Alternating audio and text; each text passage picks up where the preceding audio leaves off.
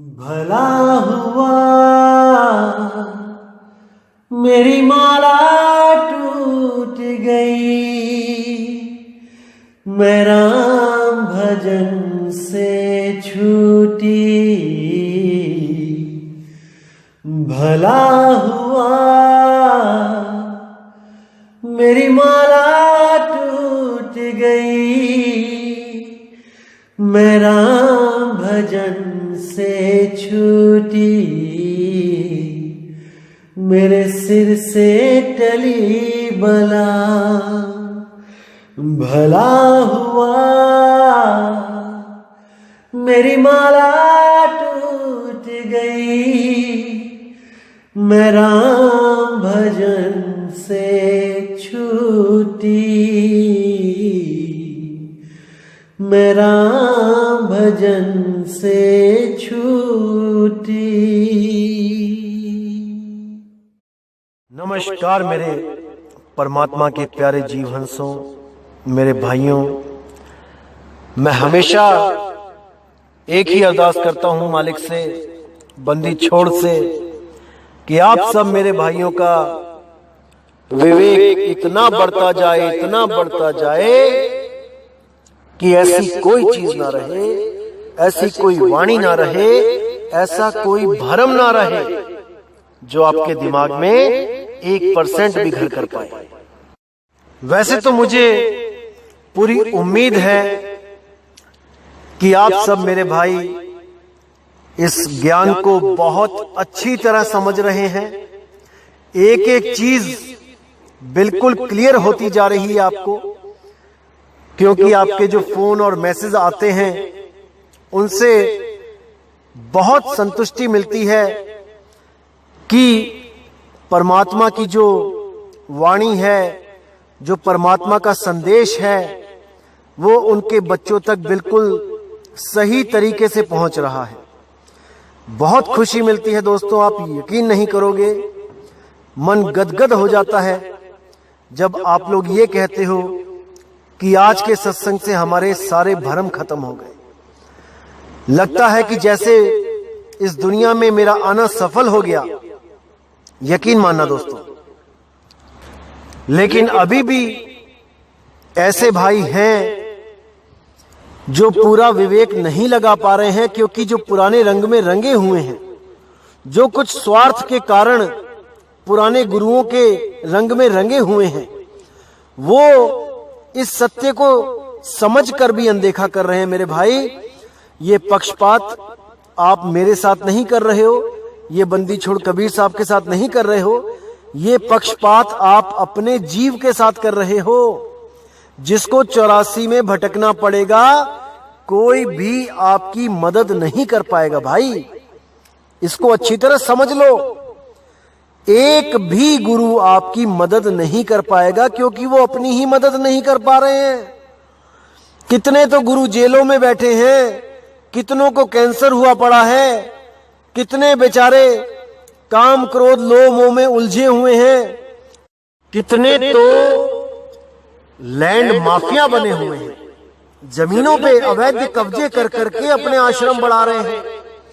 पता नहीं ये लोग सतलोक से यहां पर जमीनों पे कब्जे करने ही आए थे।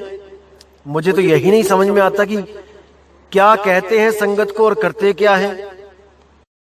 सत्संग में बोलेंगे कि 2 रोटियां खा के भी संतुष्ट रहना चाहिए, अगर ज्यादा पैसा नहीं है तो भी घबराना नहीं चाहिए, संतुष्ट रहना चाहिए, मन में संतुष्टि होनी चाहिए। और खुद का ये हाल है कि पूरे के पूरे गांव भी खरीद लेते हैं, तब भी संतुष्टि नहीं मिलती। संगत का अरबों रुपया केवल जमीनें खरीदने में लगा देते हैं, जैसे मानो कि इस दुनिया में जन्म केवल जमीनें खरीदने के लिए ही लिया हो इन लोगों ने। सारे देश की जमीनें इनके नाम पे हो जाएं, तब भी इनको संतुष्टि नहीं मिलेगी। ऐसे जमीनों के लोभ में फंसे हैं ये लोग कि लहर अबदा ना। लेकिन दोस्तों, जो सच्चे संत होते हैं वो कभी इस नाशवान जगत के लोभ में नहीं फंसते हैं। कबीर साहब के बड़े बड़े शिष्य राजा पीपा जैसे भी हुए, रविदास जी के बड़े बड़े शिष्य, मीराबाई रानी जैसी हुई, लेकिन कभी भी एक झोपड़ी से आगे उन्होंने कुछ नहीं बनाया, केवल एक आश्रम। वो चाहते तो हर शहर में एक आश्रम बना होता उनका, लेकिन उन्होंने कभी भी किसी का भी पैसा इन नाशवान जमीनों में व्यर्थ नहीं किया। अगर बाबा नानक ने पैसे दिए भी, 20 रुपए दिए भी, तो संतों की सेवा में दिए, उनको भोजन करवाया। इसी प्रकार अगर आपके पास ज्यादा पैसा आ रहा है तो आप उसको मानवता में लगाएं, ना कि उसकी जमीनें खरीदते जाएं। किलोमीटर, 2-2, 3-3 किलोमीटर जमीनें आप ऐसे खरीद लेते हैं जैसे फ्री में पैसा आता है।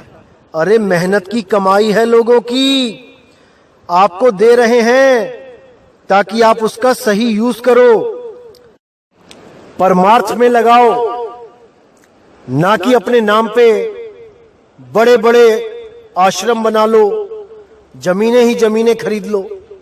अरे सब यहीं रह जाएगा भाई। बस एक ही दौड़ रह गई है आज के टाइम में कि मैं वड्डा की तू वड्डा, मेरे पास ज्यादा जमीनें कि तेरे पास। नाम सच्चा है नहीं, इससे कोई फर्क नहीं पड़ रहा किसी को। लेकिन कितने आश्रम मेरे इंग्लैंड में है, कितने फ्रांस में है, कितने जर्मनी में है, इससे फर्क पड़ता है कि मेरे साथ का जो डेरा है, जो बाबा चला रहा है, उसके इतने बड़े बड़े आश्रम बन गए फ्रांस में, इटली में, और मैं नहीं बना पाया। बस यही दौड़ लगी हुई है मेरे भाई। सच्चे नाम की तो बात ही मत करो इनसे। तो दोस्तों, ये जहां जाते हैं इनको जाने दो, लेकिन आपने पूरा विवेक लगाना है कि आपने कहां जाना है। इनके पीछे जाना है कि उस मालिक के पास जाना है, उस बंदी छोड़ के पास जाना है। साहिब कहते हैं तपोराज राजो नरकम, बड़ी बड़ी तपस्याएं की है इन गुरुओं ने, इसलिए आज ये राजा बन के बैठे हैं और ये नरक में जाने की तैयारी कर रहे हैं, क्योंकि लाखों लोगों को गलत नाम जपवा रहे हैं, 52 अक्षरों के नाम जपवा रहे हैं, नरक कुंड में भेजने की तैयारी कर रहे हैं।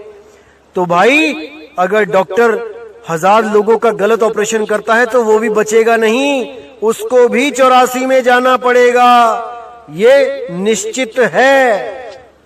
इसलिए मेरे भाई, जो पुराने बुजुर्गों ने गलतियां करी वो करी, लेकिन अब जब सत्य सबके सामने आ गया है तो पक्षपात बिल्कुल मत करना, पूरा विवेक लगा देना, क्योंकि जीव आपका है, कल्याण आपको ही करना होगा, इसका कोई और आके नहीं करेगा।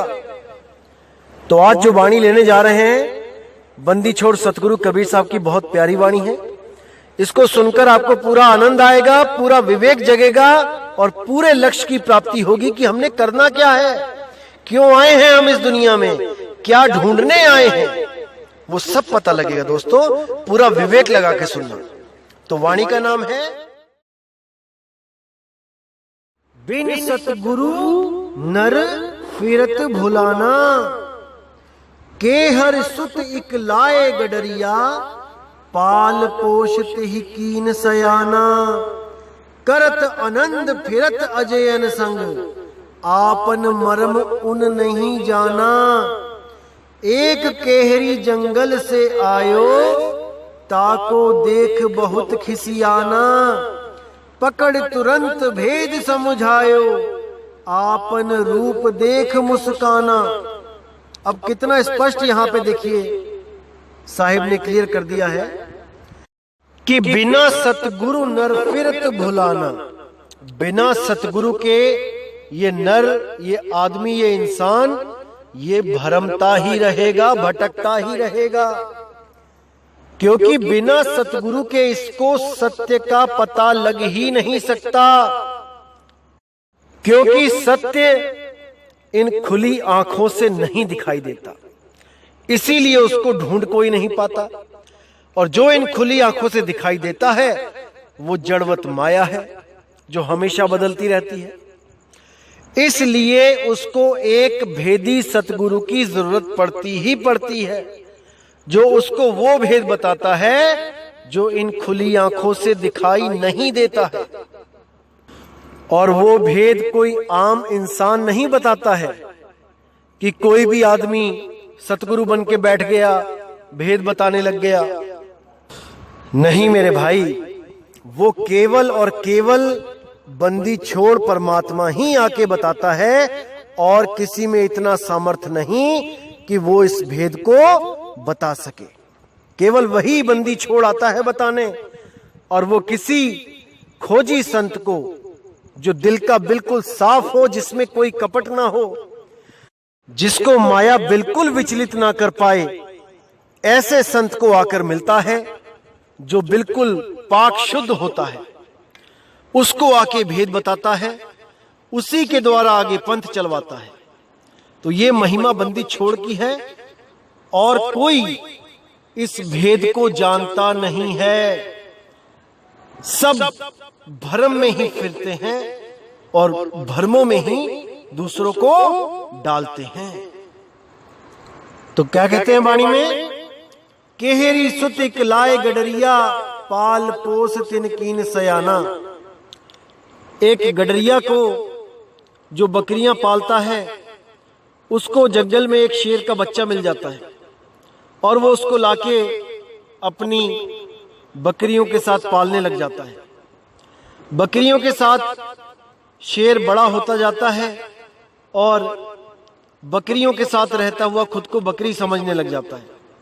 अपना रूप नहीं जान पाता कि मैं क्या हूं, और उन्हीं के साथ ये घास खाने लग जाता है। तो जब दूसरा शेर जंगल से आता है, वो देखता है कि ये शेर बकरियों के साथ बैठा है। ऐसा कैसे संभव हो सकता है? ऐसा कैसे हो सकता है कि शेर और बकरी इनकी दोस्ती हो जाए? ये शेर बकरियों में कैसे घास खा सकता है? तब उसको समझ आता है कि ये अपने रूप को भूल चुका है, ये नहीं जान पा रहा है कि ये है क्या चीज। तो वो क्या करता है शेर? वो शेर उस शेर को पकड़कर उसको भेद समझाता है। पकड़ तुरंत भेद समझायो, आपन रूप देख मुस्काना। अपना रूप जब वो प्राप्त करता है शेर, उस भेद को समझ के अपना असली स्वरूप जानता है, अपना निज रूप जब वो जान लेता है, तब बहुत मुस्कुराता है। तब उसको समझ में आता है, ओहो ये है मेरा असली स्वरूप, और मैं बकरियों के साथ घास खा रहा था। बस मेरे भाई, यही हमारा हाल है। हम अपने असली स्वरूप को नहीं जान पा रहे हैं, क्योंकि हमें हमारा निज रूप देने वाला सतगुरु ही नहीं मिल पा रहा है। हमें सब मंत्रों के जाप में उलझाने वाले गुरु ही मिल रहे हैं। इसलिए हम हमेशा हमेशा बंधन में रह जाते हैं। तो साहिब कहते हैं कि पकड़ तुरंत भेद समझायो, आपन रूप देख मुस्काना। कि जब उसको अपना रूप पता लग गया, तब उसको अपनी गलती का एहसास हुआ, और अपनी असली रूप को, अपने निज नाम को प्राप्त करके उसका अंग अंग खिल गया, वो मुस्कुराने लगा। अब कहते हैं, ज्यों मिर्गा नाभि कस्तूरी, सो मूरख ढूंढे चौगाना। करी उस्वास चहूं दिस देखे, यह सुगंध कहां से आना।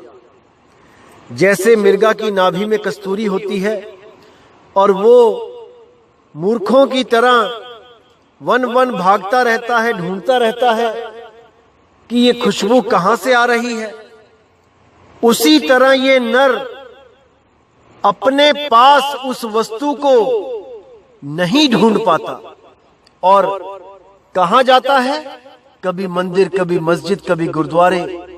वहीं भटक भटक कर अपनी जिंदगी बर्बाद कर लेता है। और वो वस्तु कहां पर है? वो वस्तु उसके घट में है, अरे तेरा साहिब तुझ में है, जाग सके तो जाग।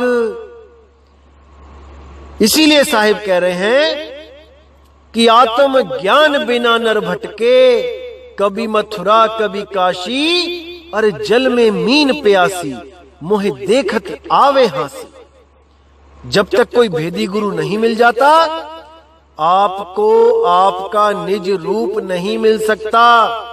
गुरु तो लाखों मिल जाएंगे, लेकिन वो गुरु मिलेंगे जिनको अपने रूप की भी खबर नहीं, जो अपने आप को भी आंख कान नाक मुंह समझ के, चेहरा समझ के बैठे हुए हैं, और आपको भी ऐसी आस लगवा देंगे कि गुरुजी आएंगे लेने, मेरी शक्ल में परमात्मा आएगा लेने। क्योंकि शब्द गुरु का आता पता ही नहीं है, देह गुरु का ही उनको ज्ञान है।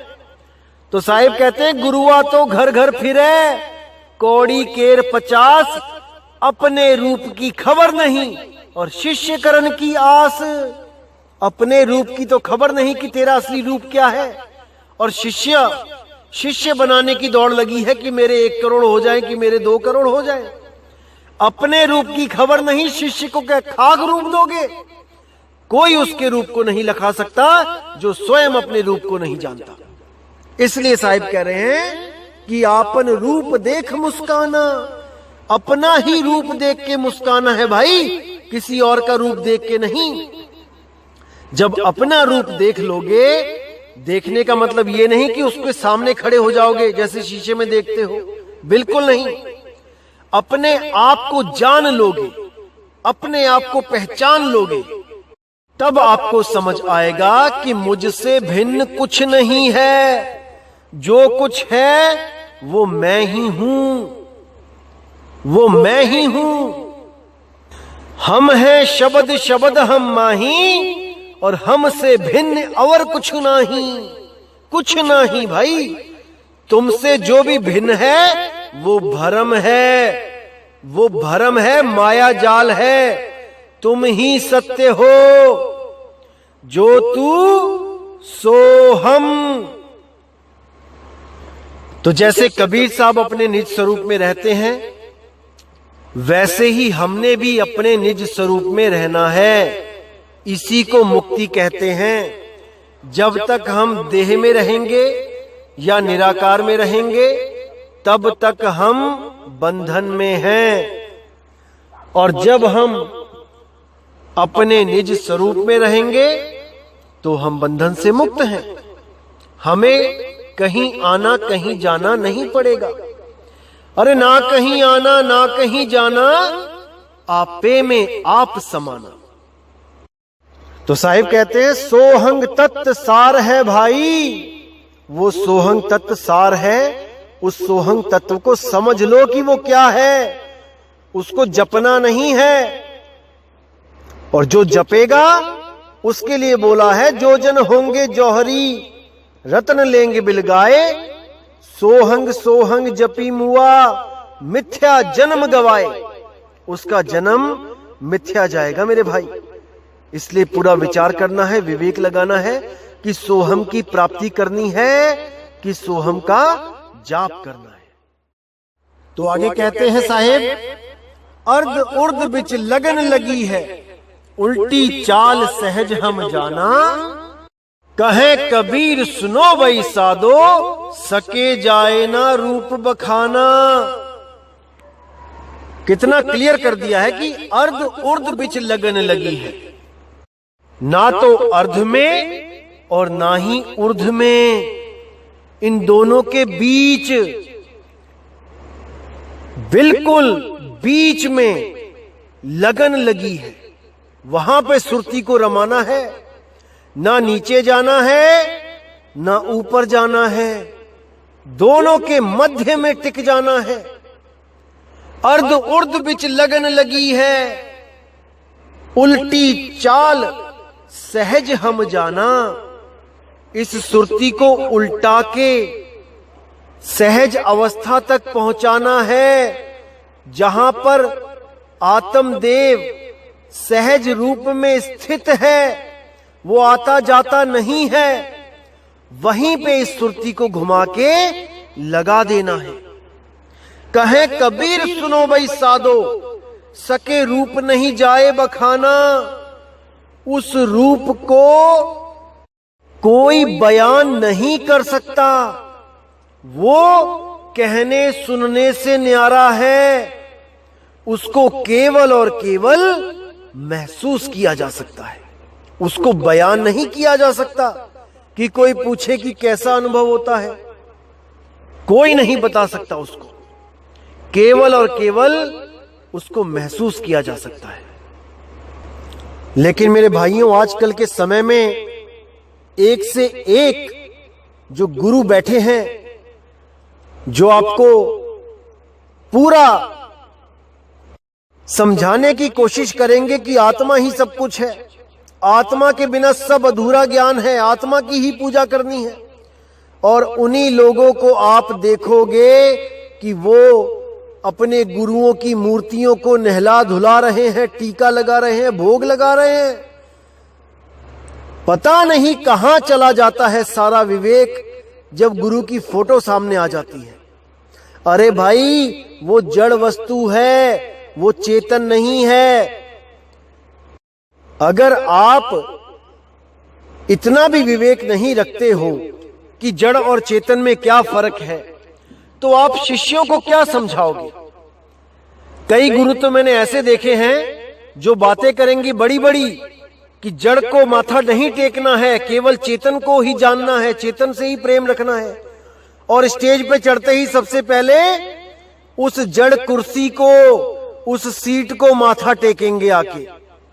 अब किनसे पूछो कि क्यों टेका, तो कहेंगे कि ये तो हमारा भाव है, हमारे गुरुजी इस गद्दी पे बैठते थे, इसलिए मैं माथा टेकता हूं गुरुजी को। अरे मेरे भाई, जब लोग मंदिरों में माथा टेकते तो उनका भी भाव होता है कि इस स्थान पे कोई महात्मा बैठ के या कोई भगवानों ने बैठ के भक्ति करी है, तो उस भाव में वो माथा टेकते हैं। तो वो भी माथा टेक रहे हैं, तुम भी माथा टेक रहे हो, दोनों ही माथा टेक रहे हैं जड़ को।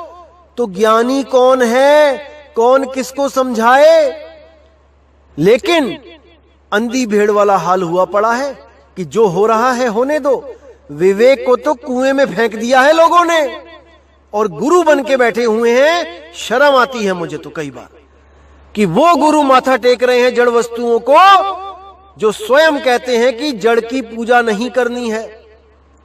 इतना दुख होता है मुझे कि क्या हो गया है इनकी बुद्धि को। लेकिन चलो, अब क्या बोलूं मैं, जितना विवेक मालिक ने दिया है उतना ही लगा सकता है जीव। उसके बस की बात ही नहीं है कि वो इन भरम जालों से बाहर निकल पाए। लेकिन मेरे भाइयों, आपने भ्रमित नहीं होना है। आपने केवल और केवल शब्द की साधना करनी है। शब्द के बिना कोई भी ऐसी चीज में आपकी सुरती नहीं टिकनी चाहिए, नहीं उलझनी चाहिए, जिसकी वजह से आपको 84 में जाना पड़े। क्योंकि ये सुरती जहां होगी अंत समय में, भाई वहीं जाएगी ये, इसमें कोई दो राय नहीं है। अगर मूर्तियों में आपकी सुरती है तो वो पत्थरों में ही पैदा होगे, जाके कीड़े बन के आओगे पत्थरों में। याद रखना इस बात को। अगर किसी फोटो की पूजा कर रहे हो तो याद रखना छिपकली बन के आओगे, उसी फोटो के आसपास घूमोगे और फोटो के पीछे ही रहोगे सारी उम्र बैठे। तो मेरे भाई, इस भरम जाल में नहीं पड़ना है। केवल और केवल शब्द गुरु की साधना करनी है। शब्द गुरु के अलावा सब भरम जाल है। चाहे वो आप ही के गुरु की तस्वीर क्यों ना हो, वो भी जड़ है। जड़। बिल्कुल माथा नहीं टेकना है, बिल्कुल कोई दिया नहीं जलाना है, अगरबत्ती नहीं जलानी है गुरु की फोटो के आगे। अरे गुरु तुम्हारे सिर पे बैठा है, उसको पहचान लो। अरे गुरु को सिर पे राखिए, चलिए आज्ञा माही। और कहे कबीरता दास को 3 लोक भय नाही, 3 लोक भय नाही। जब गुरु तुम्हारे सिर के ऊपर बैठा है तो तुम और कहां देख रहे हो? तुम केवल और केवल गुरु के चरणों में ध्यान लगाओ, तभी मुक्ति मिलेगी मेरे भाई, वरना नहीं मिलेगी, जितना मर्जी जोर लगा लो। तो दोस्तों, बिल्कुल भ्रमित नहीं होना है। जिसके सिर ऊपर तू साईं, सो दुख कैसा पावे, कोई दुख नहीं आएगा मेरे भाइयों, लेकिन सुख दुख से पहले ऊपर उठ जाओ। ये दुनियावी दुखों, दुनियावी सुखों के चक्कर में मत उलझो। ये एक सपना मात्र है। ये सपना सबका टूटना है, कोई आप ही का नहीं टूटना है। बुद्धिमान वो है जो इस सपने के टूटने से पहले अपने असली घर को पहुंच जाए, वही है बुद्धिमान। और जो इस सपने में ही अमीर होना चाहता है, करोड़पति होना चाहता है, सुखी होना चाहता है, उसकी आस इसी सपने में लग जाएगी और दोबारा इसी सपने में आना पड़ेगा। मेरे भाई, जिस कैदी को फांसी होने वाली होती है वो जेल में अपनी सुख सुविधाएं नहीं ढूंढता है कि मुझे अच्छे कपड़े दिए जाए, मुझे अच्छा खाना दिया जाए। वो तो बस एक ही अरदास करता है, मुझे यहां से जाने दिया जाए, मुझे यहां से निकाला जाए, चाहे मुझे भूखा ही क्यों ना रख लो 10 दिन, लेकिन मुझे यहां से निकाल दो। इसी तरह हमने इस दुनिया से निकलने के अलावा और कुछ नहीं मांगना है, कुछ नहीं मांगना है। तो साहिब कहते हैं, नाम जपत कोड़ी भला, चुई चुई गिरता चाम, और वो कंचन दे किस काम की, जिस मुख नाही राम। साहिब कह रहे, कोड़ी भी, अगर कोड़ भी हो जाए आपको और आपके पास सच्चा नाम है, तब भी आप सस्ते में छूट रहे हो। अगर किसी को कैंसर हो जाए और किसी को कोढ़ हो जाए, तो याद रखना दोस्तों, कैंसर वाले आदमी को तो बाकी लोग हाथ भी लगा लेंगे, उसको प्यार भी कर लेंगे, उसको किस भी कर लेंगे, लेकिन कोढ़ी को तो हाथ लगाने से भी दूर रहेंगे। इतना बुरा रोग है। कैंसर छोड़ो, बहुत छोटा है कोढ़ के सामने। तो साहिब कहते हैं, कोढ़ी भी भला है जो नाम जप रहा है। नाम जपत कोढ़ी भला, चुई चुई गिरता चाम, उसकी चमड़ी भी गिर रही है तब भी सस्ते में छूट रहा है। वो भी कुछ ना मांगे, केवल और केवल सच्चा नाम मांगे, ताकि इस जन्म में जो उसने कर्म भोगने हैं उसको भोग के वो हमेशा के लिए यहां से मुक्त हो जाए।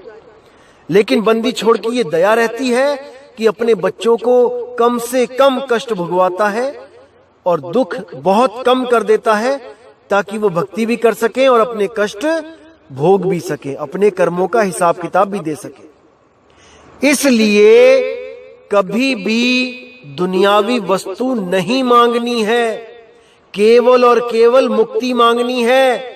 बाकी जो आपके लिए अच्छा होगा बंदी छोड़ अपने आप देंगे, बिना मांगे देंगे।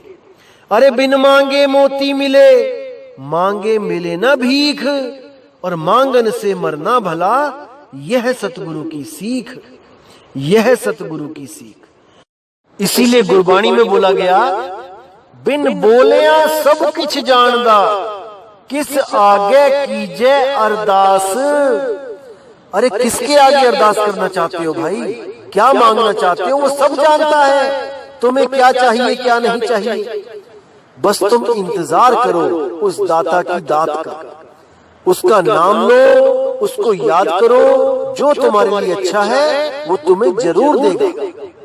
उसके घर में कोई कमी नहीं है। लेकिन फिर भी हमें केवल और केवल मुक्ति चाहिए और कुछ नहीं, कुछ नहीं। जिस दिन आपके दिमाग में ये चीज आ जाएगी, उस दिन आप भी सुख दुख से ऊपर उठ के केवल आनंद में रहना सीख लोगे मेरे भाई। तो दोस्तों, अब मुझे विदा दीजिए और बहुत ही जल्दी एक नया सत्संग लेके मैं आऊंगा और मैं पूरी कोशिश करूंगा कि आपको हर चीज में क्लियर कर सकूं, हर चीज आपको बता सकूं, ताकि आपका जो रास्ता है बिल्कुल सीधा हो जाए, साफ हो जाए, कोई भरम आपके दिमाग में ना जा सके जो आपकी भक्ति को कमजोर करे, मैं कभी नहीं चाहूंगा। तो इसी के साथ दोस्तों मुझे विदा दीजिए।